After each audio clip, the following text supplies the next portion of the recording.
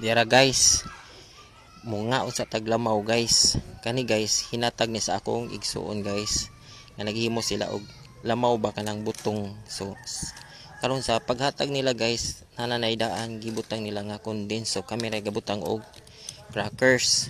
So kana guys, ako na siyang gimikos-mekos nako guys, gimix-mix ba para musudsod ang iyang lami sa iyang katamison ana sa crackers ug sa butong kay gibutangan man og condense. Ya karon guys, ako gibutangan na og kana ice kay parang bugnaw ba para lami imnon ba refreshing kayo.